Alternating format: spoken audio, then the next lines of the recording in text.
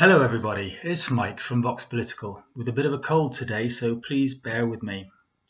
Today we'll be discussing how Britain's shrinking population and widening inequality threaten our democracy and how pubs might show us the way forward. So instead of buying me a coffee, feel free to splurge on something a little stronger if you can afford it.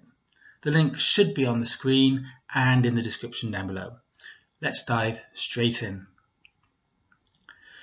Pubs, cafés, cinemas, music venues, these are more than businesses. They're signs of life in our communities. When they suffer, it means more than just lost revenue. It means lost connections, lost confidence, and lost prosperity.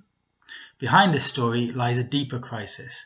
Britain's tax base is shrinking, and the burden is falling more heavily on fewer shoulders, especially the very wealthy.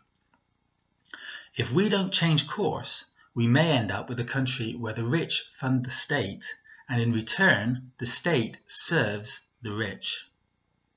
The tax base is shrinking and aging. Britain's population is getting older.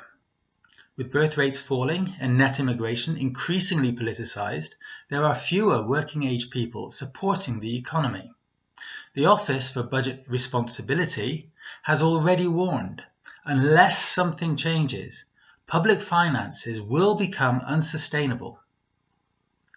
When fewer people are working and more are drawing pensions or relying on care, tax revenues fall while demand for spending rises.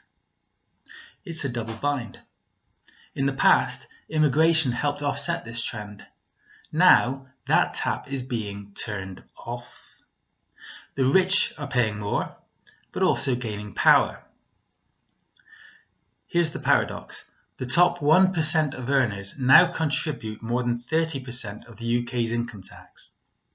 On paper, that's progressive, but in practice, it makes the state financially dependent on a tiny elite. When your tax base is narrow, it's vulnerable. If the wealthy threaten to move abroad or lobby for tax cuts, governments flinch. We've seen this already with the reversal of modest wealth tax proposals, the protection of non-dom status until very recently, and the lack of serious corporate tax reform. In effect, the wealthiest now say, "We fund this country, so don't you dare tell us how to spend our money." Disposable income is disappearing. It's not just about who pays tax. It's about who can afford to participate in the economy at all. Your local pub is a perfect test case. When ordinary people don't have enough disposable income, they stop going out. That hits pubs, restaurants, cinemas, anywhere people go to feel human. And it means small businesses fail, workers lose jobs, and local economies contract. So, while the government cheers for high employment, the real economy tells a different story. People working multiple jobs just to get by. Working to survive, not to live. The future looks grim unless we change it. If nothing changes, we risk creating a feedback loop. The rich pay more, so the state becomes reliant on them. They lobby for favourable policy, so inequality grows. The public grows poorer, and the economy stagnates. So then the rich gain even more leverage, and democracy erodes. But this isn't inevitable. There is another path. Building an economy from the bottom up. Rather than chasing billionaires or fearing capital flight, a bold government would invest in the people who are still here, those who don't have private jets or offshore accounts, but who still buy a pint, take the bus, or go out for a meal. If you want to see how that might look, there's a graph in the article on the Vox Political website. I'll put a link in the description. These are not radical ideas, they're survival strategies.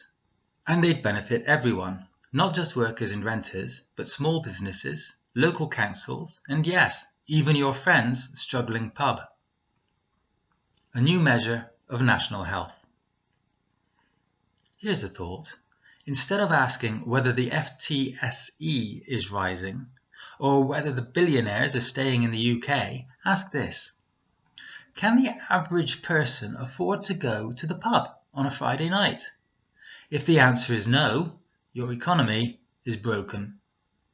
If fewer and fewer people can afford to participate in the public life of their communities, then no amount of top-end tax revenue will save us.